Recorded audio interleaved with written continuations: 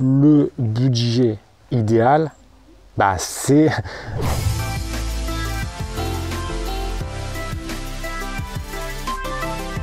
Salut les team, on se retrouve pour une nouvelle vidéo et aujourd'hui on va parler du budget idéal pour vendre sur Amazon. C'est une question qu'on me pose environ 100 fois par semaine par email. J'ai pourtant déjà répondu une première fois dans une toute première vidéo que tu vas retrouver directement ici, où j'expliquais plutôt le budget minimum pour se lancer. Sauf qu'en fait, elle est un peu incomplète parce que c'est pas tout à fait la réalité. C'est-à-dire que ça, c'est le budget minimum, mais le budget idéal, c'est un peu plus complexe que cela. En fait, le budget va dépendre de la situation de chacun et surtout des objectifs de chacun. Je m'explique. Le plus simple, c'est que je vais te prendre deux exemples concrets pour que tu puisses voir la différence en termes de budget de départ parce que ça va dépendre de ce que tu recherches réellement. Je te prends le cas d'Hugo. Hugo, il est étudiant en licence de droit, il me semble. Alors, c'est des cas réels, parce que, comme je te dis, j'en reçois une centaine par semaine, donc j'ai de quoi faire. Donc, en gros, il est en licence de droit, licence 1 de droit. Et tout son entourage, donc sa famille, sa gonzesse et tout, sont vraiment pas très chauds pour le lancer, qu'il se lance son e-commerce. Tout le monde lui dit qu'il va échouer, etc. Donc déjà, c'est pas une très bonne situation pour réussir quelque chose, mais bon, bref, ça on le retrouve très souvent. Mais moi, j'ai eu ce cas-là à mes débuts, donc ça m'étonne pas plus que ça. Et on lui dit non, il faut que tu continues tes études, tu te lances pas dans les e-commerce avant d'avoir au moins un master en droit. Bon, sauf que le droit, ça le botte pas des masses, donc ça le fait un petit peu chier. Donc il m'envoie un mail, il me dit oui, comment ça se passe, qu'est-ce que tu me conseilles? Moi je lui dis, donc déjà je conseillerais jamais à quelqu'un d'arrêter ses études parce que c'est pas mon rôle et voilà, donc je lui dis ce serait bien de continuer tes études effectivement, mais qu'est-ce qui t'empêche de lancer un business en parallèle, même si ça va être chaud parce qu'il va falloir faire des sacrifices. C'est sûr que tu pourras peut-être pas sortir en boîte tout le temps parce que ça va te prendre du temps à lancer un business, mais bon, si tu es vraiment motivé, ça posera pas un réel souci. Donc je lui dis, tu peux peut-être lancer un business sur Amazon en parallèle et commencer donc à te former, je parle même pas de formation en elle-même, mais à te former grâce à ton expérience, à te lancer sur internet, tu vas comprendre, tu vas échouer, tu vas faire ci, tu vas faire ça, mais tu vas au moins faire quelque chose. Et ça, c'est déjà une première étape vers la réussite. Et je lui dis, si tu commences avec ça, tu peux commencer avec un seul produit, donc tu n'as pas besoin d'un budget énorme. Sachant que lui, son objectif, c'était, même si j'aime pas le terme argent, et ça j'en parlerai à la conclusion, mais en gros, lui, il voulait un petit peu améliorer sa condition de vie, parce qu'il était en licence et qu'il n'avait pas d'argent, donc il voulait avoir un petit pécule tous les mois pour pouvoir profiter un petit peu. Voilà. Donc grosso modo, il voulait mettre un peu d'argent pour s'acheter une voiture, pour sortir un peu avec ses potes, aller un peu au resto, aller un peu en boîte, mais bon, pas besoin d'un budget énorme pour faire cela. Donc en gros, je lui dis, tu peux commencer avec un seul produit, tu peux commencer avec 1000-1500 euros et lancer un produit. Les bénéfices que tu vas générer avec ce produit, tu vas les réinvestir soit pour augmenter ton stock et augmenter ta visibilité grâce à un budget plus important, soit lancer un second produit. Et de fil en aiguille, dans un an, tu vas peut-être commencer à avoir un truc qui tourne plutôt bien. Mais voilà, je lui dis, tu peux commencer avec un budget de 1000 ou 1500 euros, ce qui est pour moi le budget réellement minimum avec ma stratégie sur Amazon. C'est-à-dire que si tu commences si tu n'as pas ce budget-là pour débuter, sincèrement, je te déconseille de partir sur la vente sur Amazon, en tout cas avec ma stratégie, parce que sinon, tu fais pas grand-chose, quoi. Déjà, c'est quand même pas énorme, il faut aussi voir. Ça, souvent, il y a des fois, je lis des messages, et les gars, ils ont 30 ou 40 euros de budget pour lancer un business. Je fais des mecs.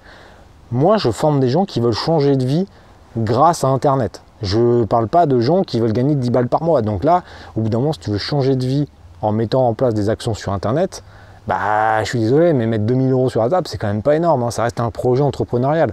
Va ouvrir un magasin, tu vas voir que ça va pas te coûter 2000 euros. Tu vois. Donc au bout d'un moment, il faut arrêter de déconner, quoi.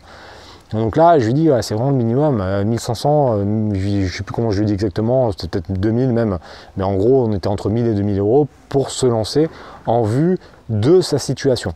Mais je l'ai bien prévenu qu'il n'aurait pas des résultats probants avant plusieurs mois, parce que c'est une question de logique aussi, tu vois. Au bout d'un moment, il faut un petit peu réfléchir quand on lance un truc comme ça. Et on ne peut pas faire de miracle avec 10 euros, donc forcément, ça va prendre du temps. Donc ça, c'était le premier cas. Et après, le deuxième cas que je vais t'expliquer, c'est Philou. En plus, ça me fait marrer parce que j'étais exactement dans mon œuf quand j'ai fait cette vidéo. D'ailleurs, si tu veux la revoir, je te la remettrai également là-haut. Philou, lui, c'était complètement un autre délire. Je l'ai rencontré en octobre, il me semble, à Akitera Trace. D'ailleurs, j'ai vu qu'il y avait un message une fois, on m'a demandé pourquoi je suis à la Akitera Trace. C'est juste une question de réseau, c'est-à-dire que c'est important d'aller dans des lieux comme ça, même si moi je l'ai quitté depuis longtemps, même j'y suis jamais rentré au final, parce que je me suis lancé après mes études en 2009. Mais en gros, c'est quand même intéressant d'aller rencontrer des gens, d'autres entrepreneurs, ça c'est important. C'est pour ça que c'est pour ça que je fais des soirées, etc. également, pour qu'on se rencontre en vrai, parce que c'est bien beau Internet, mais se rencontrer en vrai, ça apporte beaucoup plus. C'est pour ça que je vais dans ce genre de soirée. Petite parenthèse terminée. Et je rencontre Philou, et lui, il était 4 sup. Il était 4 sup, il gagnait plus de 6 000 € net par mois, donc c'était un autre délire, quoi. Et on tapait un petit peu la discute. Bon, de toute façon, j'explique ça dans l'autre vidéo, mais on tapait la discute, puis il en avait marre de sa situation, il n'avait pas le temps de profiter de ses enfants, etc. Et donc, il m'a rejoint, il a pris le programme Libre financièrement grâce à Amazon, et il vend donc depuis 4 mois, là, au moment où je tourne la vidéo, sur Amazon. Enfin, il ne vend pas depuis 4 mois puisqu'il a commencé à se former depuis 4 mois. Mais lui, ses objectifs n'étaient pas du tout les mêmes. C'est-à-dire que là, il a eu une rupture conventionnelle. Suite à la première vidéo, je t'explique un peu ce qui s'est passé. C'est qu'il a fait une rupture conventionnelle, donc il est parti avec un petit peu d'argent et il a le pôle emploi qui l'assure un petit peu derrière. Donc en gros, lui, il n'a pas une pression trop au niveau timing. Il a, on va dire, une grosse année, voire 1 an et demi devant lui. Mais il veut que d'ici là, il puisse avoir une situation, même s'il ne veut pas, il sait très bien qu'il ne gagnera peut-être pas 6 000 € par mois avec la vente sur Amazon en 1 an ou 1 an et demi, mais il veut avoir une situation où la transition est plutôt souple. Ça veut dire qu'il puisse quand même avoir un train de vie qui soit à peu près convenable par rapport à ce qu'il avait l'habitude de faire. Donc là, en gros, il m'a dit voilà, je veux continuer à pouvoir partir en vacances, pouvoir me faire un peu plaisir, même si je sais que j'aurai peut-être pas autant de marge de manœuvre qu'avec mon salaire de 4 sup, mais je veux avoir du temps pour profiter. C'est-à-dire qu'en gros, lui, l'argent était un peu plus secondaire, mais il voulait avoir du temps pour profiter avec ses enfants, pour aller faire ses passions, il voulait se remettre à la pêche, etc. Donc voilà, c'était d'autres délires, donc forcément, il faisait des concessions sur certaines choses. Et donc là, il me dit voilà, dans ces conditions-là, il faut que je parte avec quel budget? Et là, je lui dis, là, ça n'a pas rien à voir avec Hugo. Je lui dis, là, Philou, il va falloir partir sur un budget quand même plus important. Parce que là, ce que tu veux faire, il avait quand même des grosses ambitions. Il voulait en plus faire des grandes choses sur Amazon. Je lui dis, là, il faudra que tu partes avec un budget de 15 à 20 000 €. Parce que 15 ou 20 000 €, ça va te permettre de faire quand même pas mal de choses, de faire entrer des produits par bateau, tu auras plus de marge de manœuvre externe là-dessus et tu vas pouvoir commencer avec une réelle stratégie, peut-être 3 produits, même 3-4 très bons produits dès le début, mais avec du stock. Et forcément avec du stock, tu vas pouvoir mettre en place des stratégies publicitaires qui vont te permettre d'être très visible et rester surtout haut une fois que tu vas commencer à vendre. Donc je lui explique tout ça, je lui dis voilà, ça va, c'est 15 ou 20 000 € sur la table. Mais lui, il est conscient de ça. Ça veut dire qu'il sait très bien qu'on n'attrape pas des mouches avec du vinaigre. Il ne peut pas potentiellement faire 1 million € de chiffre d'affaires. C'est un peu ses objectifs, c'est de faire quasiment 1 million € sur la première année. Il ne peut pas faire 1 million € de chiffre d'affaires s'il part avec 1 000 €. Sincèrement, je serais un mytho si je vous dis ça. C'est quasiment impossible. Même c'est impossible. De faire 1 million € avec 1 000 € de départ, c'est impossible. Par contre, avec 15 ou 20 000, là, c'est jouable. Je ne dis pas qu'il va y arriver, mais en tout cas, c'est jouable. Parce que tu vas avoir un effet de levier qui est beaucoup plus important. Et en fait, c'est ça que je voulais expliquer. C'est que le budget de départ, c'est un élément important parce que c'est une sorte de levier. Si tu pars avec 20 000 €, forcément, tu iras beaucoup plus vite que si tu pars avec 1 000 €.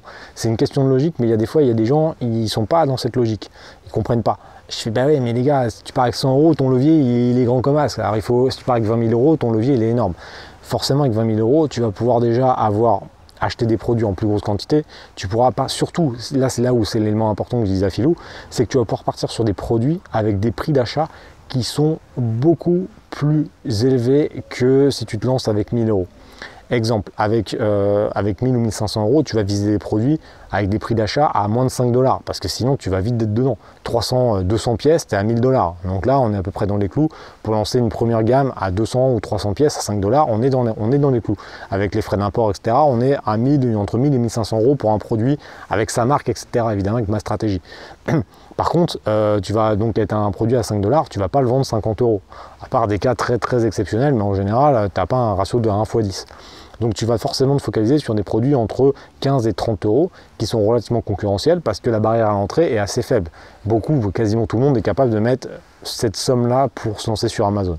Enfin, avec la stratégie que j'explique. Par contre, si tu parles de 15 ou 20 000 €, tu peux acheter des produits qui sont à 15 ou 20 $ en prix d'achat. Par contre, tu vas revendre 70 ou 80 €.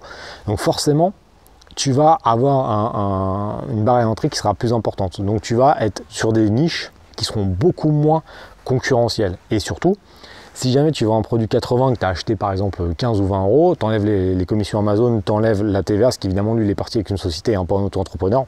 En gros, tu vas peut-être récupérer, je sais pas moi, 15 euros de bénéfice net. Bah, quand tu récupères 15 euros de bénéfice net, quand tu fais 10 ventes par jour, tu récupères 150 euros. Sur le cas d'Hugo, tu vas peut-être récupérer 3 euros. Si tu fais 10 ventes par jour, tu récupères 30 euros. Ce qui fait que ton fameux effet levier pour aller plus vite en effet boule de neige, il est beaucoup plus important quand tu vends des produits à 80 euros, ce qui est logique. Donc forcément, si tu pars avec un budget plus important, ça va te permettre d'avoir ce levier d'effet boule de neige qui est beaucoup plus gros. Si tu récupères 150 euros de bénéfice net par jour, avec 10 ventes, ce qui est quand même pas énorme, ça fait quand même à la fin du mois 4500 euros de bénéfice net, avec seulement l'équivalent de 300 ventes, ce qui est quand même pas énorme. Si jamais le gars il commence à bien cartonner, là tout de suite on peut avoir un effet de levier à 15 ou 20 000 euros de bénéfice net par mois, et là tout de suite tu les réinvestis, et là tu peux attendre des gros résultats au bout de l'année. Donc pour revenir à la question principale, le budget idéal, c'est à toi de le définir en fonction de tes objectifs. Quels sont tes objectifs, quelles sont tes motivations qui t'ont poussé à vendre ou qui vont te pousser à vendre sur Amazon. Si c'est vraiment primordial, le pourquoi, de toute façon, ça c'est un élément qui est fondamental et que personne ne se pose, mais le pourquoi. Pourquoi tu souhaites vendre sur Amazon? Forcément, il y a un problème que tu veux résoudre. Peut-être que actuellement, tu travailles comme un porc, tu travailles peut-être, je sais pas combien d'heures par semaine et tu gagnes pas beaucoup d'argent, ce qui fait que tu profites pas de ta famille.